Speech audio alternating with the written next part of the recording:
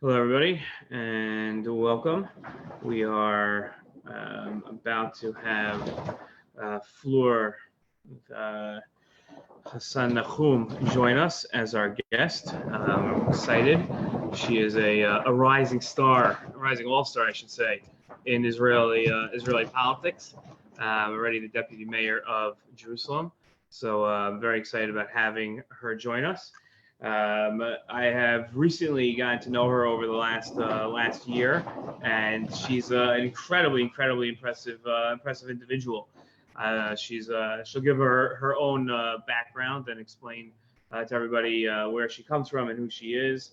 And but you talk about a politician who can really get a sense of who people are, what their needs are. A politician who is not looking for fame or fortune or anything like that, but really looks out for her city, Jerusalem, sees Jerusalem as not just Jerusalem of old, but Jerusalem as a municipality, Jerusalem as a living, breathing city with people, residents in it that need help, Jews and Arabs, Christians, Muslims, Jews, everybody that really needs help. And she wants to help them all. This is not this is a very pragmatic individual. I have very little tolerance for politicians, although I work with many of them and know them. It's very difficult for me to find a politician who I am impressed with to the extent that I really want to work with and look for their success. The deputy mayor is one of those people who immediately upon meeting her and listening to her and hearing her plans and her ideas is somebody that I realize is different than the average politician. She's really in this, when you say for the right reasons, she really wants to see Jerusalem improve. She really wants to see Jerusalem go to the greatest heights it can. A lot of times we're used to Jerusalem, we think of Yerushalayim from either we're picturing Yerushalayim 2,000 years ago, or we're picturing the place that we go to pray at the Kotel, or we picture Yerushalayim as the vacation place where we stay at a hotel and enjoy our day trips to Jerusalem and a tour of looking at ancient and modern times, maybe a museum. But Jerusalem in its core is home to Israel's largest population, the largest amounts of people in one city. That's what Jerusalem really is for those that live here. For those that live in Israel, it's not just a tourist attraction. It's not just an ancient city, but it's strip away all the history, strip away everything else, and Jerusalem is really a great city. And now we have joining us with great. It's great. How does it look like? It looks like it's daylight in your apartment. That's amazing. It looks like it. I was just about to say I'm going to put on another light. Are we good? No. It looks like it's. I don't know how you accomplish that. I got to find out who your electrician is. That's an amazing setup you have there. I'll give you the number. Right. Yeah. So we're very happy to have our deputy mayor of Yerushalayim with us, Fleur Hasson Nachum, who's with us tonight, and it's a pleasure to have you. It's great. We were just talking about you and talking about how impressed I am with you as a person and as a politician, as somebody who's really in it for the right reasons.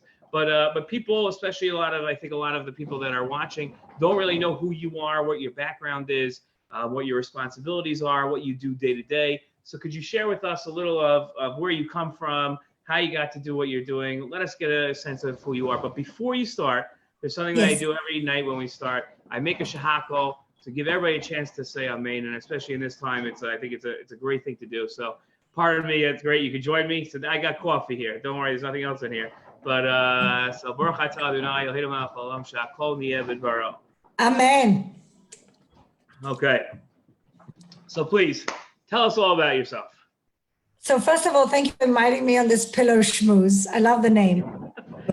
And it's good for you that you're constantly finding ways of educating people from remote. Kol hakavod, Uri. Thank you. Okay, so I'm from this little place in southern Spain, a British protectorate called Gibraltar. Now, some people know Gibraltar because there's the Straits of Gibraltar and there's the Rock of Gibraltar. That's where I'm from. And Jews there for about 350 years. Actually, the first people to settle in Gibraltar when it became British were the Jews. And my family can be traced back 350 years. Gibraltar is a small town, wonderful people. The whole community is just a wonderful, wonderful Jewish community, but there's also coexistence with other communities. There's a Christian community, there's a Hindu community, there's a Muslim community, and we all grew up, very much at peace with each other. And that really was my upbringing. My father was a politician. And so I learned from a very young age the value of public service, the value of giving yourself to your community, being there for your community and stepping up to the plate. So I guess that's what I learned at home. Those were the values that I learned at home. I went to England when I was 19 years old to study law because in Gibraltar there's no universities. I think now there's one, but then there wasn't, thank God, because we were all dying to get out. It's like growing up in a kibbutz and you can't wait to leave. And so I studied law in the UK. I lived in the UK. I worked as a lawyer. I worked there for 9 years. And 7 years in, I met my husband. And on the second date, he said, I want to make Aliyah. And I said, oh, so do I. So that worked out well, got married, and we made Aliyah in 2001. It was a very, very difficult year that we made Aliyah because it was the year of the second Intifada. I decided to move to Jerusalem. For me, there was no other place that I was going to move to. I have some family here. It was all I knew about Israel. I adored Jerusalem from when I was a little kid. And so it was always going to be Jerusalem. And when we got here, we were in a situation where every week there was a bus bomb or a restaurant bomb. It was really horrible. It was a really difficult first 6-8 months. And then, thank God, things got better. And, when people ask me, especially in Jerusalem, about the security fence, about the wall that we built, we wanted to build a wall, but we had no choice. That wall gave us security to be able to go and without fearing for our lives, and for our kids to be able to walk or catch a bus without fearing for their lives. And so that was our reality the first year. And then, thank God, I had my 4 kids who are all Israeli born. And for many years, I worked in profit. I was at the JDC, the American Jewish Joint Distribution Committee, which is the biggest Jewish humanitarian aid organization in the world. And there I learned all about gaps in Israeli society, the populations that are challenged and why, and what to do in order to get them out of that. Then I worked as the executive director of a small organization called Tikva, which basically saves abandoned and abused Jewish children from the Soviet Union. It finds them on the street, it raises them in a Jewish way, and then gives them the option to come to Israel. So I was doing that for 5 years, and then I became a communications consultant for 7 years, and that's the way that I somehow found myself in politics. I ran for City Hall in 2013, but I got my seat in 2016. And now it's coming up to 4 years that I'm a city councilwoman. In the last year and a half, the new mayor appointed me one of his deputies. My portfolios are foreign relations. This is what I asked for. This is where I believe I can add value to the city because I speak different languages, because I don't come from Israel. I think I have a different perspective. I can connect to different audiences. So I do that, tourism, economic development. I'm very much invested in trying to develop East Jerusalem and the Arab residents of Jerusalem. And so those are my areas of responsibility. And every day I wake up and I feel privileged that I can be a representative of Jerusalem, our eternal, undivided city, the city that King David built over 3,000 years ago. And here we are in the modern, thriving city. And I have that privilege to be one of the representatives. I pinch myself every day. That's great. That's wonderful. And you can see your passion and excitement, the enthusiasm, comes across I mean, we're only about 25 minutes away from each other, but for everybody else, that comes across Zoom. Right, the Zoom. So it comes across great. So let's talk about Yerushalayim for a little. What do you see as over the last 2, 3, 4 years? What are the biggest accomplishments of Yerushalayim as a city? I think the biggest accomplishments in the city, and I want to attribute some of the credit to the previous mayor Barkat. I think Barkat changed the image of the city. I think that before Barakat, the city was seen as a lost cause, a city that was going to become ultra-Orthodox Haredi and Arab, and it's lost, and no normal people would live in the city. And I think that was the conception of Jerusalem for many, many years. And I think a few things happened. I think when Mayor Barakat was elected, the people who felt like they represented the kind of the regular mainstream public felt that they had representatives.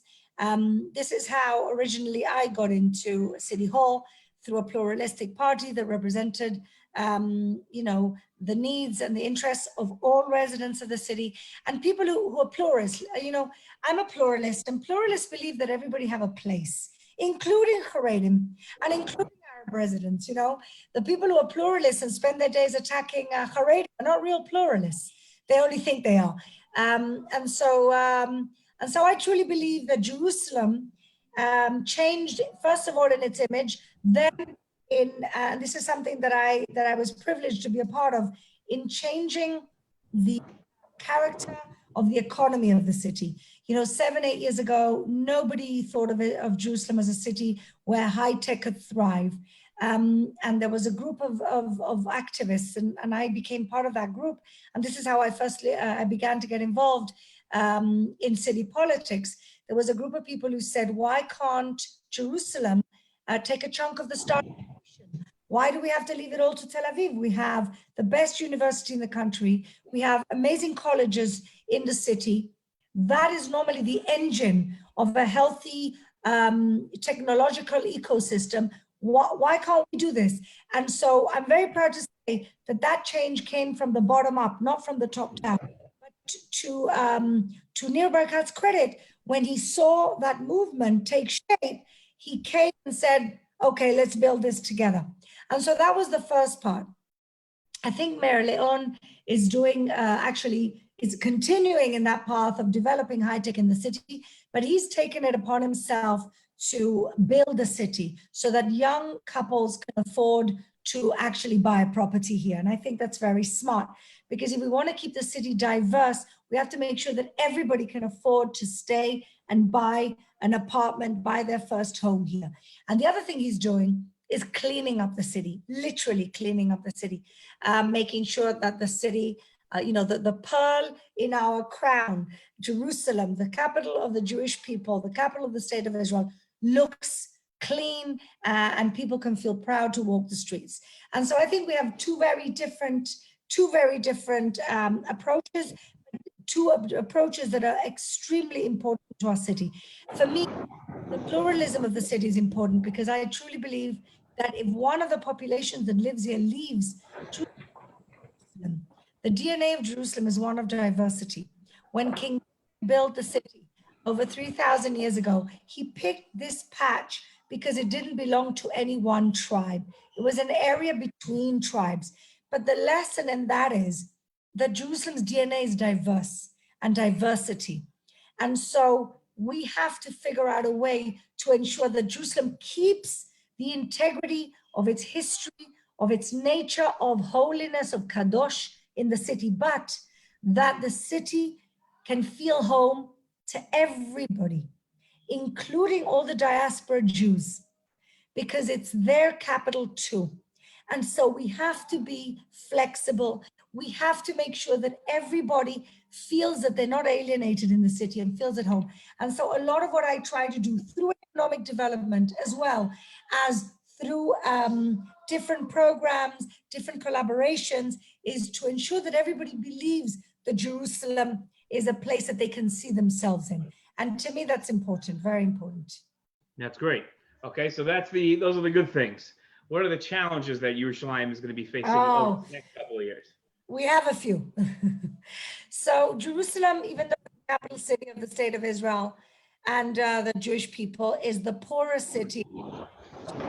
And the reason why it's the poorest city is because we have the two poorest socioeconomic groups in the country living in their largest numbers in this city. And that's the Arabs and the ultra-Orthodox Jews. The Arabs comprise 37% of our city. The ultra-Orthodox Jews, 25% of our city. That's already more than 50% of our city.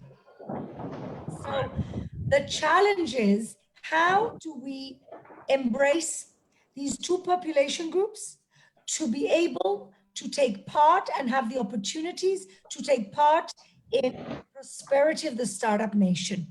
That is what I wake up in the morning thinking every day.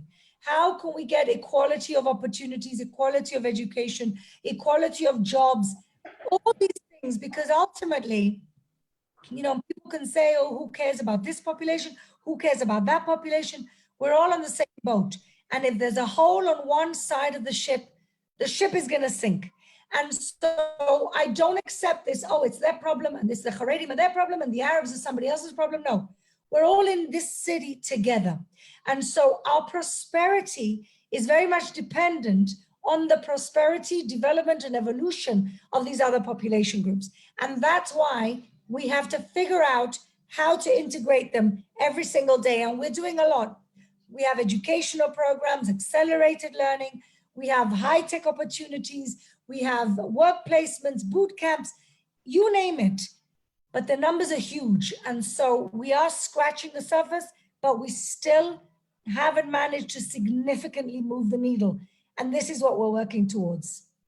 Okay, that sounds like a lot on your plate there. Not just my plate, but yes. Right. Okay. Great. Yerushalayim's plate. So it's really all of our plates, but Yes. I think you're gonna play a bigger role and have a bigger responsibility and try to fix it than the rest of us. I'm trying. Yeah. Okay. So you're not just a female politician, but you know, I know from speaking to you many times and from seeing your work and seeing your writings, you're an advocate for women being more involved in politics.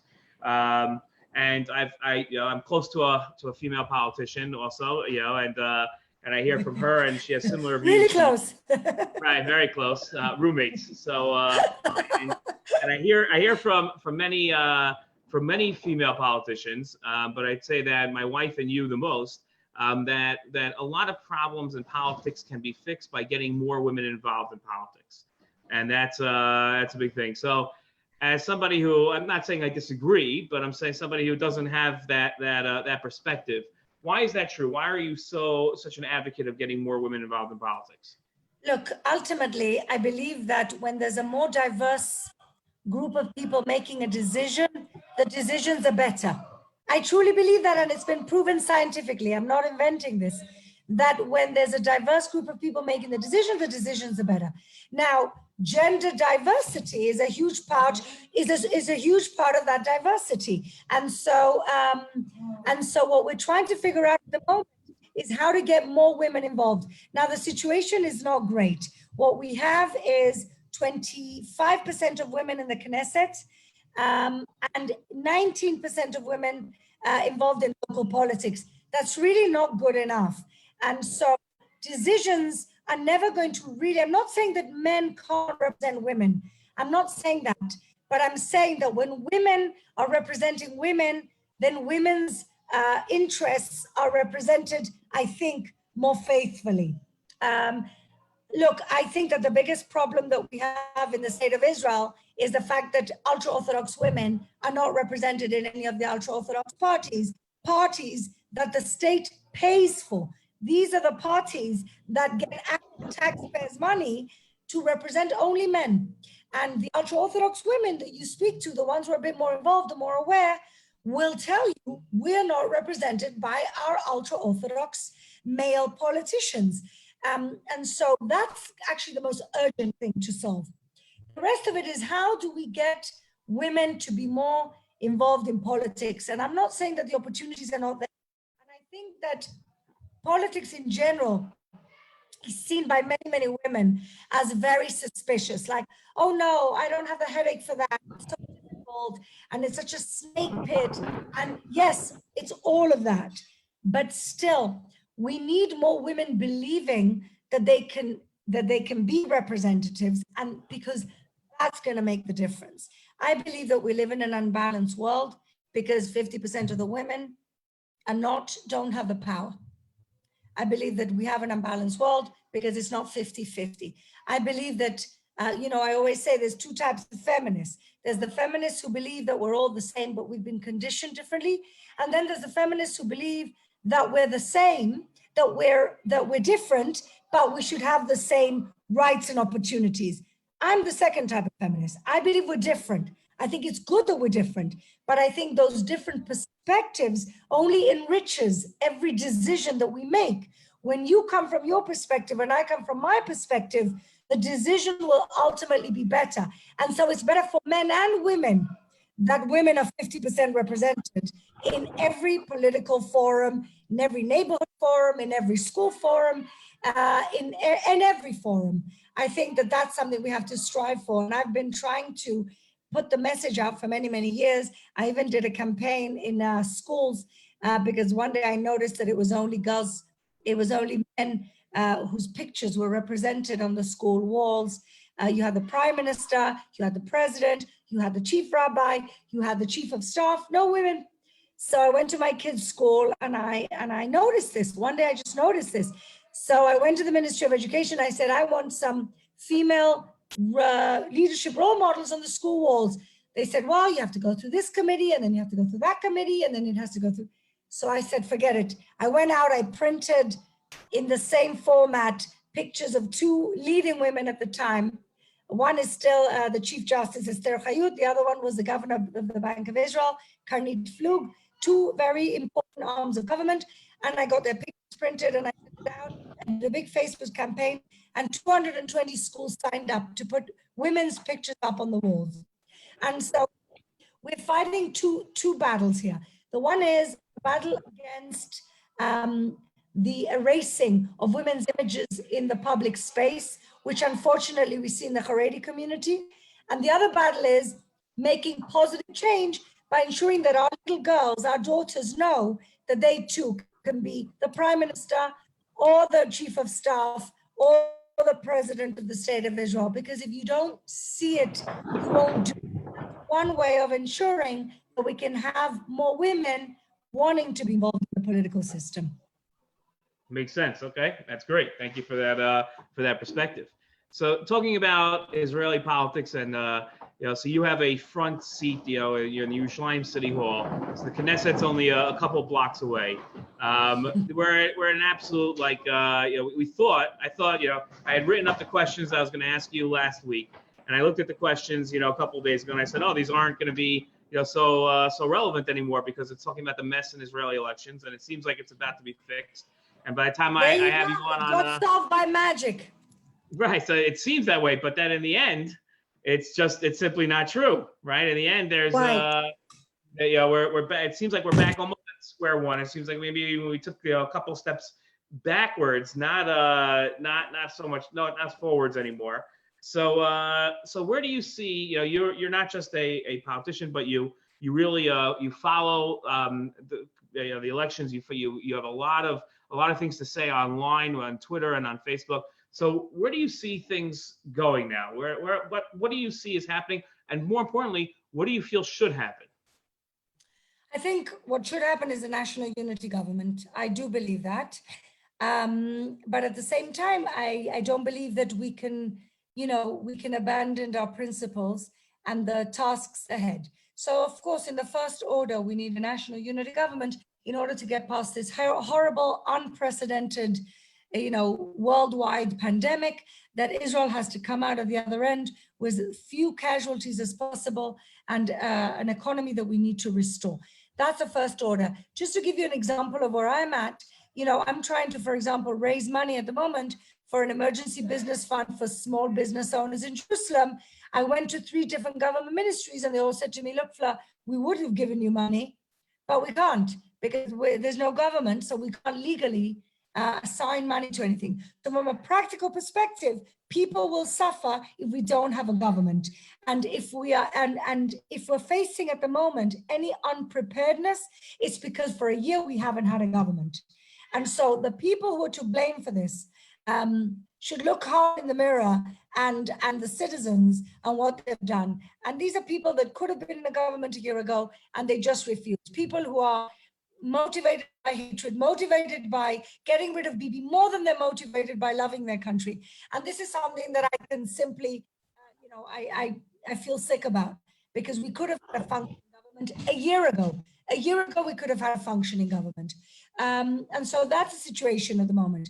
Now, so first of all, first order is a government. Second order is to try and get the stuff done once we get over this crisis, to try and get the stuff done we need to do.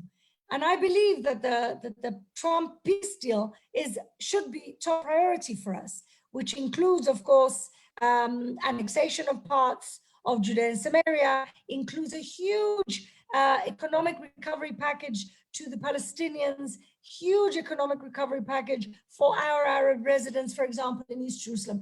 I don't want to miss that opportunity. And so we need a government that, can actually get that done. We have an opportunity, a once in a lifetime opportunity that we can't miss. This conflict could be very different. We could actually begin to solve it. And I do believe that the Trump peace deal could be a step in the right direction. And so these are the priorities that we have at the moment.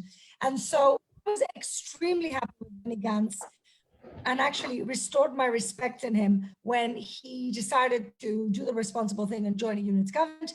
I'm assuming that negotiations are never easy. I've been a part of several negotiations for local politics. Everything is very hard, but I believe that everybody has the will, and everybody's so exhausted from this whole last year, and everybody's in the middle of this crisis, that I please God, hope and pray that before Pesach, we will have a functioning government. Okay, your mouth to God's ears, but and to Bibi's and Benny Gantz's ears, but yeah, let's hope. You mentioned the Trump peace plan. They tell us from those of us who know the plan very well. Some of us don't know the plan so well. How would it affect Yerushalayim? So, look, in the Trump peace plan, obviously this is something that Israel will have to decide for itself. The Jerusalem stays, the majority of municipal Jerusalem stays as one city, which is what we know. To everybody's surprise, I think the people who are most relieved by this are the Arab residents of Jerusalem, who certainly don't want to find themselves under the Palestinian Authority. We've also seen protests from the Arab residents of the Triangle region of Israel, protesting and saying we don't want to be under the Palestinian Authority. So I think what you have is a very clear indication of the fact that the Arab residents who are living in the state of Israel want to actually continue living in the state of Israel, which is already a good thing to begin with. I believe in peace and coexistence through economic opportunity. I truly believe that. I think that you can't negotiate with people who are in a different and a much lower socioeconomic level than you. I think that what the Trump peace plan provides is an influx of investment and an influx of opportunity. East Jerusalem, or the Arab residents of Jerusalem, most of them living in the east side of the city, can be a fantastic pilot for the entire peace plan. At the moment, we have 37%, as I said earlier, residents of Arab residents of Jerusalem. 80% of them live under the poverty line. 80%. That's not acceptable. And I do believe that the Trump peace plan could help us provide the resources that we don't have as a city, because we're a poor city, to provide more equality of opportunity. So I think that for Jerusalem, we can do two fantastic things. One is define our borders as one city. And the second thing is provide an influx of investment and opportunity that can raise the standard of living and the quality of life for the Arab residents of the city. Okay, fair enough. That's great. Okay, so let's shifting gears to a passion that we both share, which is too much time on social media.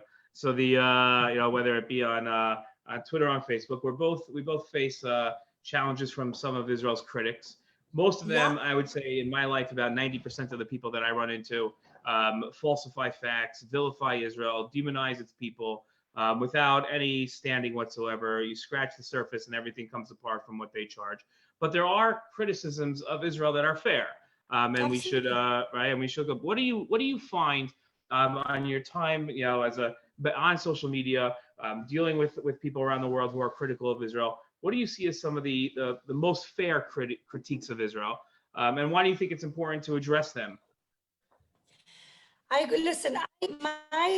pro-Israel advocacy is always very nuanced. I'm not the type of Israel advocate who says, we're perfect and you're all wrong.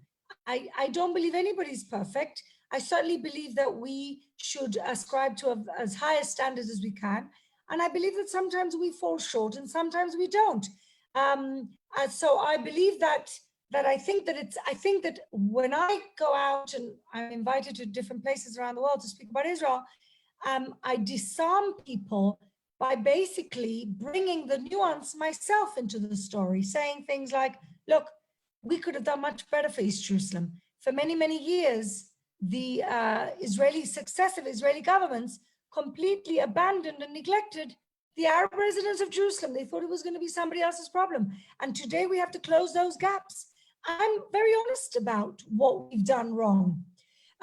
Normally, as you say, you're talking to people who are not honest at all on the other side. But we always have to be honest and have the highest standards of honesty. My biggest gripe, and I think the thing that I can agree, and I do agree, and I would agree when people make those discussions. I think with Israel, it's not so much what we do, but sometimes it's how we do things. I think sometimes we miss the sensitivity of doing things. I'll give you an example. The national law, the Chok HaLeum, the law that entrenches in our basic law, in the constitution that we don't have, in our unwritten constitution, in our law, in our basic law, the Jewish character of the state of Israel. You know, I spent months going around explaining why that was important, when the other side was saying, oh, it's a racist law, it's an apartheid law, it's a law that gives us supremacy. No, that's not what it was. What the law did is something very simple. It entrenched in law, in basic law, the Jewish character of our country. Now, if our country is not a Jewish state, then what are we? Why are we here? It was necessary, but why did we have to offend the Druze? Why couldn't we have added an extra clause that says that we hold dear our minority residents, that they are just as much as home here as we are? Why couldn't we have just gone the extra mile and added some type of sensitivity and love and heart into it? It would have remained the same. The Jewish character of the law would have stayed the same. So that's what I'm saying. Sometimes it's the how and not the what that we fall short of. And I do think it's because Israel is a country that's been, built whilst fighting, that's been roughened. Israelis are a little rough around the edges, and that has consequences. And so what I think is a special mission for people like you and me, Uri, and for other immigrants, is to try and help Israelis to be less rough around the edges, to try and bring that foreign sensibility that you and me understand. And I think that is the actual mission of immigrants like us. We have to bring that different perspective, because it doesn't mean they understand that they're doing something insensitive. Maybe they don't even understand it, but that is where we should be. That's where our voices should be. And that's the type of politician I want to be. I'm a type of person that if somebody insults an Arab, it hurts me in my stomach. When somebody says a racist comment, not a justified comment about the Palestinian Authority and the way that it governs. I'm talking about a racist comment. It hurts me. It hurts me. And so we have to and I'm somebody who comes from the right, but we have to make sure that our standards are high. And our standards are high is not being like all those people who are insulting and vilifying us, to be better than them, to take the high road when other people take the low road. To take the high road is to always have derech eretz and treat people like you would want to be treated. And that is really the basis of how I try and handle myself and manage the way that I work. That's wonderful. Fleur, it was great having you on. It's a breath of fresh air to hear you speak about the different issues and a real insight into what's happening in Yerushalayim. I started off before you got on talking about how a lot of us see Yerushalayim either as a tourist spot or as a 3,000-year-old ancient relic or place to pray. Well, it's really a breathing city of people, first and foremost. It's and a real city. It's old and new, and it's east and west, and it's heaven and earth. Yeah, there you go. So it's wonderful having you. For those that are watching, please join us tomorrow night at the same time. We're going to be having Rav Judah Michelle on. It's a lively, spirited discussion.